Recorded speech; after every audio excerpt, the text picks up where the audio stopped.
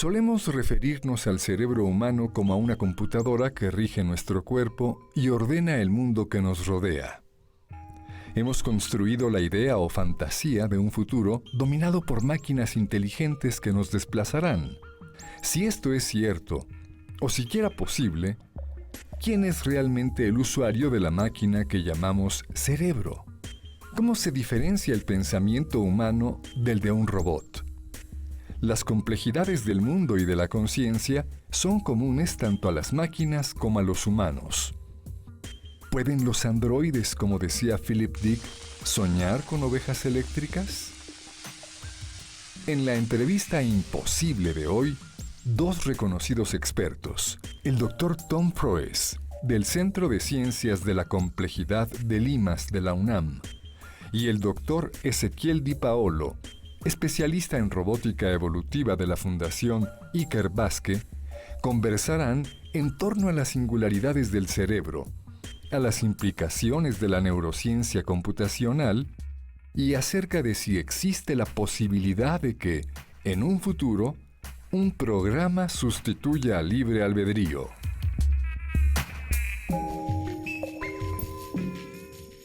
Hoy vamos a ver un poco la pregunta ¿qué es el ser humano? Y podemos entender el ser humano solamente a través de una disciplina o ser múltiples, y qué ideas necesitamos tomar en cuenta. Poder discutir un poco algunas de las concepciones que tenemos sobre lo que es un ser humano, lo que es la mente, y que a veces las ciencias nos dicen una cosa, pero la vida diaria nos dice otra cosa. Ezequiel, déjame preguntarte sobre el estado de las ciencias cognitivas hoy en día. Las ciencias cognitivas es un conjunto de ciencias, de psicología, de neurociencia, filosofía, lingüística, ciencia de computación y además. Pero hay un consenso que dice el ser humano es lo mejor entendido como un sistema computacional, como un robot. ¿Qué piensas sobre eso? Sí, es una idea bastante prevalente en todas estas disciplinas en realidad. No digo que todo el mundo piense lo mismo, pero la noción de que nuestro cerebro o a veces nuestra mente funciona como una computadora es algo que parece intuitivo y está también instalado en la cultura popular. Pero si lo pensamos, no es una noción tan antigua. Surge a mediados del siglo XX con el advenimiento de la cibernética, los primeros sistemas computacionales, los sistemas de comunicaciones complejos, de control. Y de alguna manera estos sistemas, dada su complejidad y la capacidad de procesar información, resultaron ser una muy buena metáfora para entender cómo funciona nuestro cerebro o más generalmente cómo funciona la cognición. Y de esa manera siempre se puede plantear un problema en ciencias cognitivas como si fuera un problema computacional.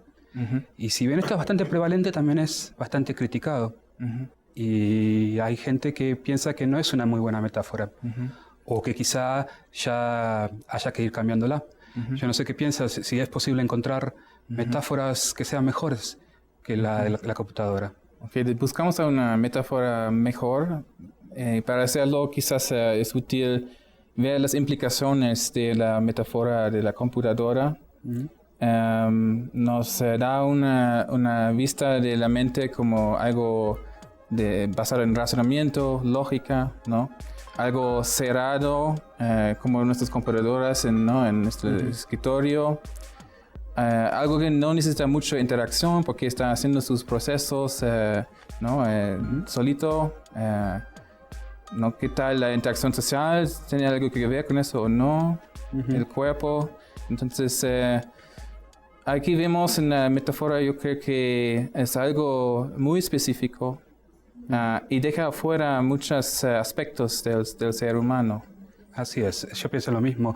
Pienso que si bien ha sido una metáfora útil y, bueno, en cierta manera lo continúa haciendo, es una metáfora bastante limitante en cuanto a que hay preguntas fundamentales que son muy difíciles de plantearse si pensamos al cerebro como una computadora. Por ejemplo, preguntas como ¿qué es ser un agente? ¿Qué quiere decir que yo en mi mundo soy capaz de hacer cosas, de apreciar cosas? Una computadora funciona con programas, una computadora funciona con un usuario, pero si bien... ¿Cuál es el usuario de nosotros? ¿Quién es el usuario? Sí. ¿Quién es el que nos maneja? De alguna manera pensar que somos algo así como una computadora implica que no nos estamos planteando dónde está ese centro de libre albedrío, de decisiones. Se crea un poco un problema, que es un problema quizá un poco artificial, porque se relaciona con esa metáfora. Otras metáforas quizá nos ayuden, por ejemplo, metáforas basadas en lo que es un organismo, nos ayuden a plantearnos esas preguntas. No digo a resolverlas, pero sí por lo menos empezar a preguntar otras cosas. Entonces, en la biología vemos una alternativa que es enfocarnos en el concepto del organismo, por ejemplo. Y el organismo nos lleva también al papel del cuerpo, ¿no? Totalmente, así es. Pero antes de establecer esta alternativa, hay que destacar también que el computacionalismo, la metáfora de la computadora de la mente, no es completamente incorrecta tampoco, ¿verdad? Sí podemos razonar, sí podemos ser matemáticos. El problema es que no podemos generalizar esta capacidad a todo que significa mente, ¿no? Claro. Es como si esta metáfora ha surgido tomando las capacidades más complejas de la mente humana como si fueran las más generales. La capacidad de razonamiento lógico, la capacidad de un lenguaje complejo, la capacidad de razonar en situaciones que implican unas decisiones difíciles. Esas son capacidades reales que tenemos. Pero es correcto decir que toda nuestra vida mental se basa en esas capacidades bastante particulares y bastante diferenciadas. O es quizá al revés, que esas capacidades han evolucionado en base a capacidades cognitivas un poco más corporizadas, un poco más que tienen que ver con nuestra capacidad de entendernos en el mundo, de poder movernos, de poder, no sé, estar en una situación de interacción social, todo eso.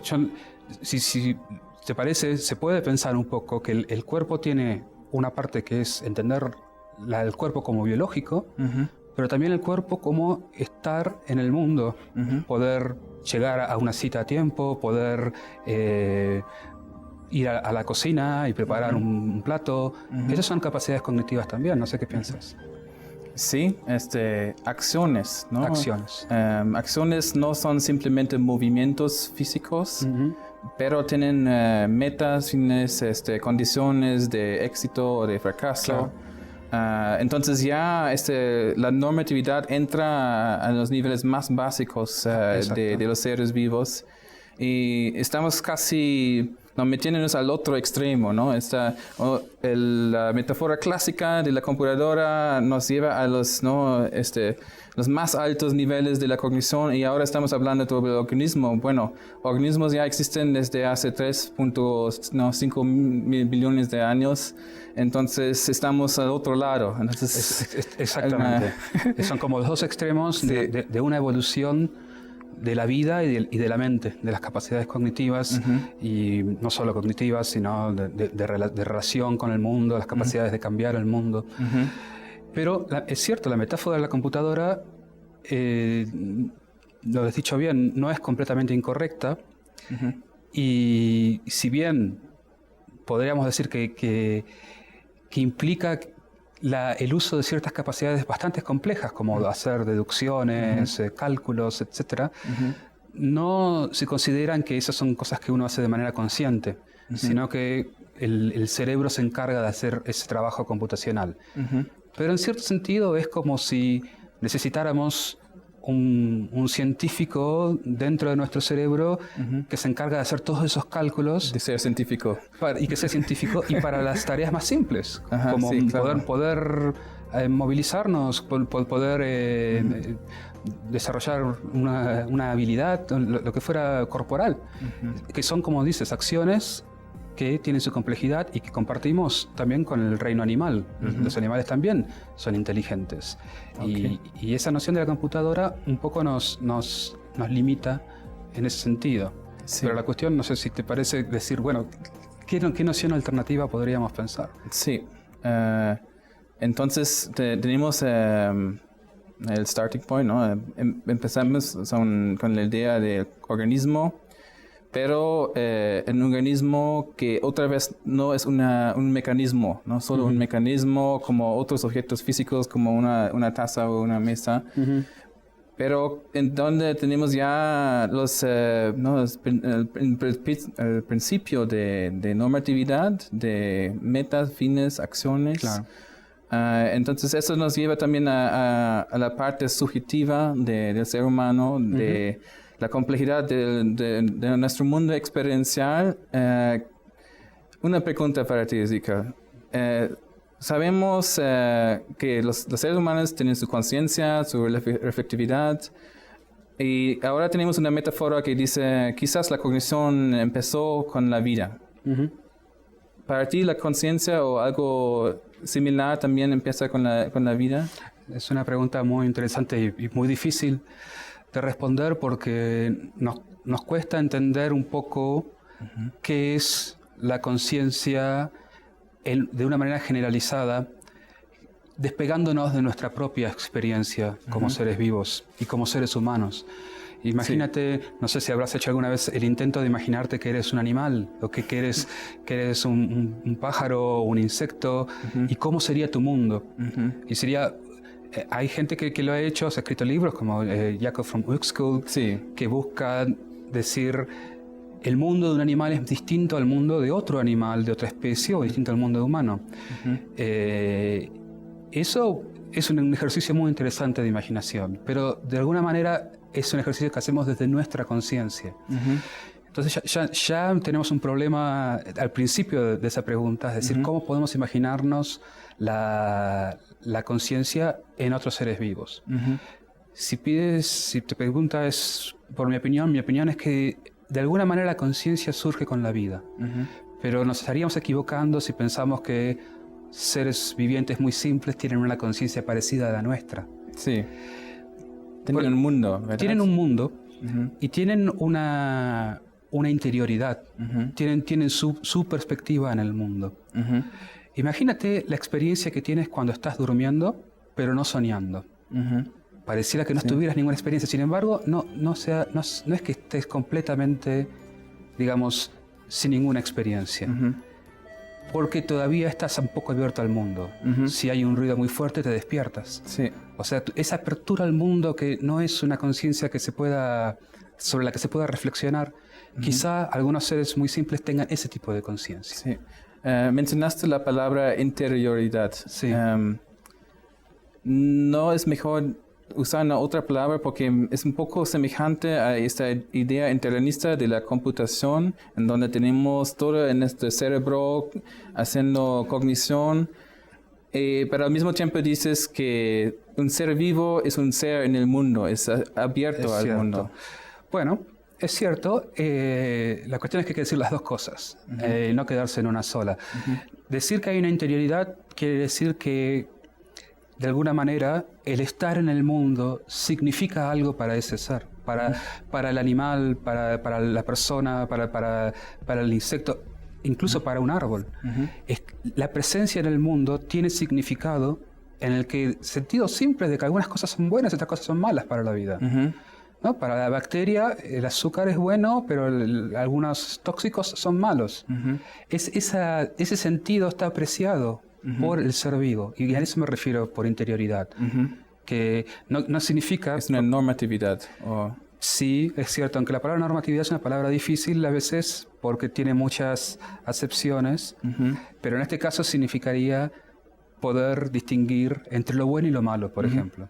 Sí, a veces tengo el ejemplo para ilustrar el concepto de normatividad que imaginamos que la luna se cae en el sol. ¿Eso era un fracaso o no? Claro. ¿no? No, es solamente un evento en el universo sin significación, sin ningún sentido. Eso es muy diferente si tu bacterio está comiendo algo que está malo para él. O si tú te caes en el sol. O si yo me caigo en el sol, exactamente. Exacto. Se vive... a ti te importa. Y de hecho, si se quiere... Si quisiéramos encontrar lo que es común en la mente, en todos los seres vivos, desde el más simple al más complejo, sería eso. Sería el hecho de que al ser vivo le importa. La vida le importa. Le importa poder seguir viviendo. Le importa poder tener una forma de vida, no necesariamente una forma que es estrictamente biológica, también es una vida social. Sí. Y eso, el que le importe, es algo que justamente está un poco en disonancia con esa idea de la computadora. Como la computadora es un poco como la luna, no le importa nada. Sí. ¿No?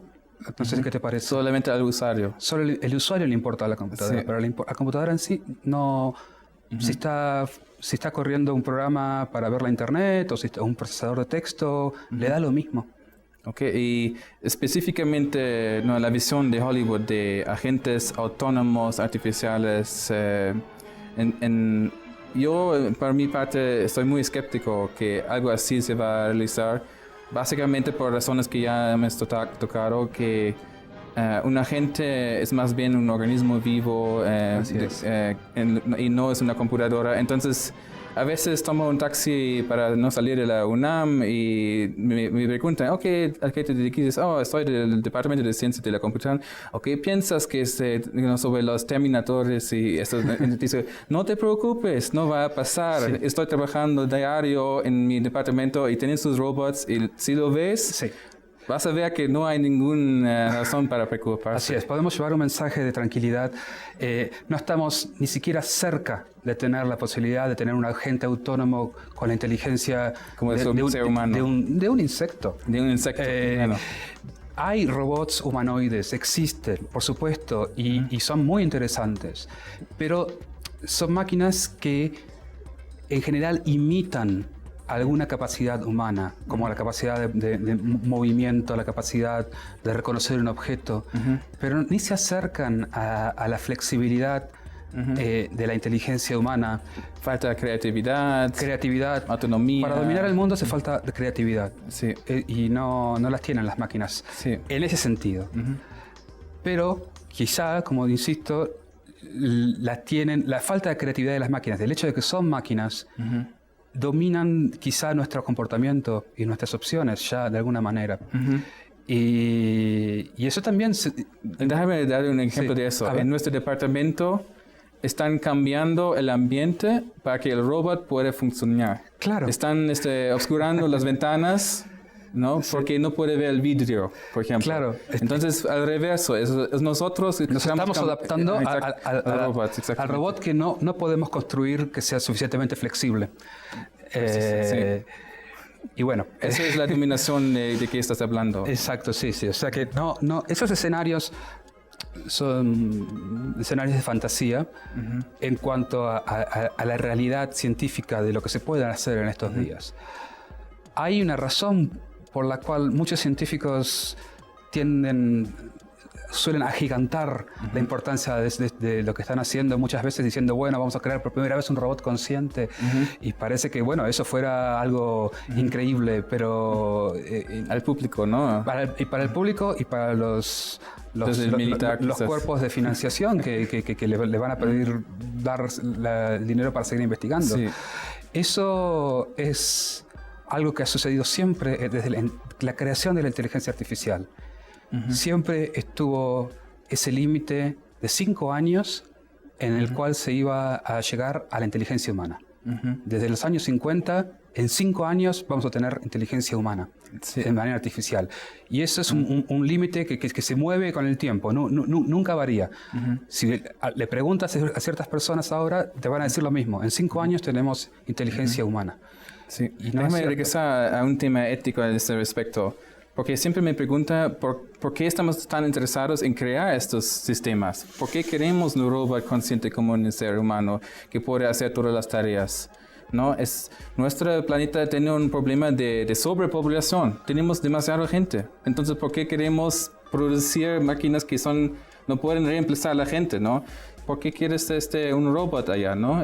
Ya tienes una persona. Entonces, para mí, el problema es más bien cómo capacitar a la gente para que puedan realizar más funciones, quizás a través de interfaces de tecnología, en lugar de reemplazar a la gente con máquinas que son como humanos. Claro, empoderar a la gente para tener las posibilidades, digamos, más flexibles. Bueno, no sé, sí, posiblemente es un poco de eso.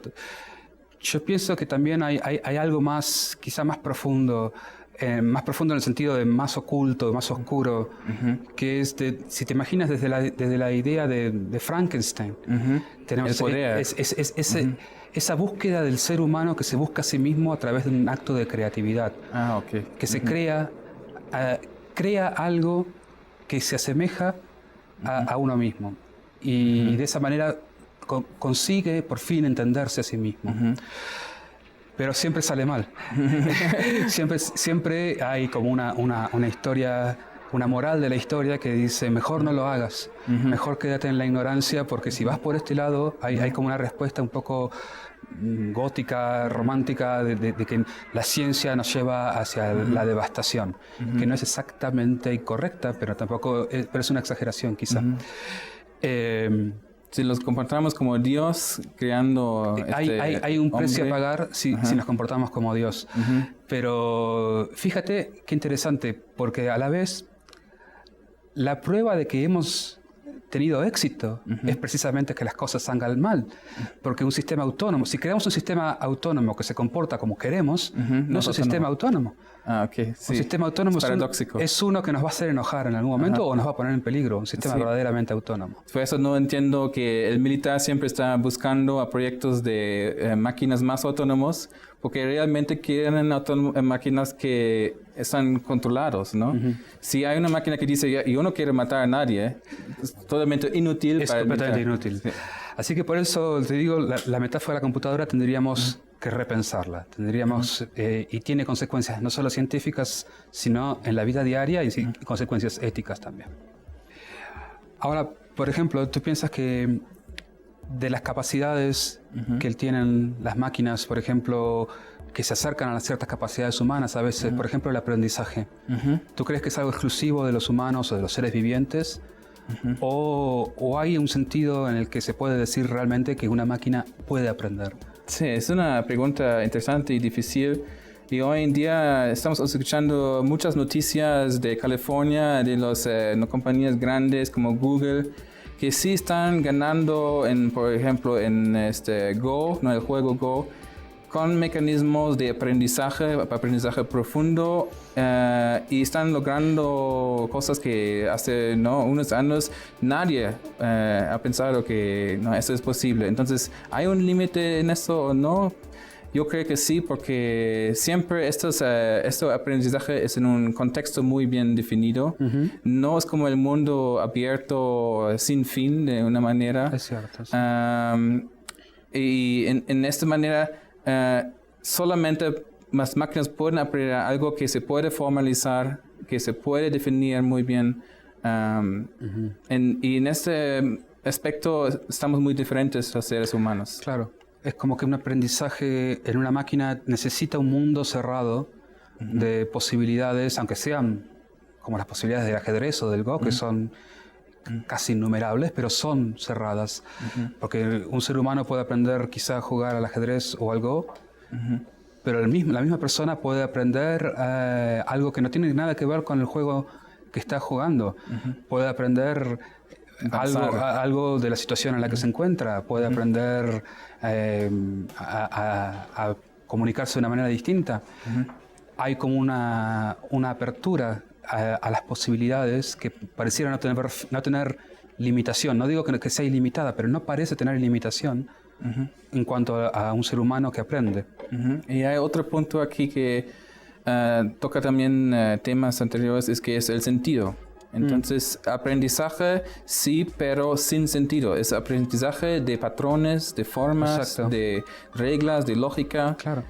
pero no es un aprendizaje del sentido de la cosa. Es como que una computadora que gana algo no le importa, no, Sí, no se no pone entiende contenta. que está jugando. No sabe siquiera que está jugando. Sí. Me ha parecido una charla muy interesante. Es a veces un privilegio poder sentarse unos minutos y discutir estos temas que a veces se nos pasan un poco cuando estamos hablando de un problema técnico específico y nos olvidamos del contexto y por qué nos importa ese problema. Así que por eso la he disfrutado mucho. Me ha aportado de alguna manera seguir indagando. Como hay muchas preguntas que responder.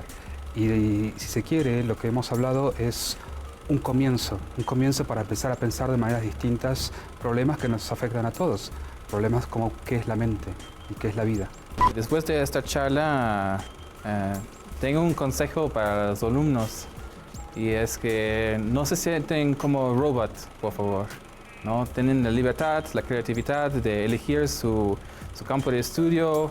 Las preguntas son más importantes que las disciplinas y yo veo una oportunidad de ayudar a la sociedad a crear un nuevo mundo afuera de la crisis que estamos viendo en este momento, pero parte de este reto es no vemos nosotros como robots y tampoco es necesario tener miedo del futuro sobre robots autónomos.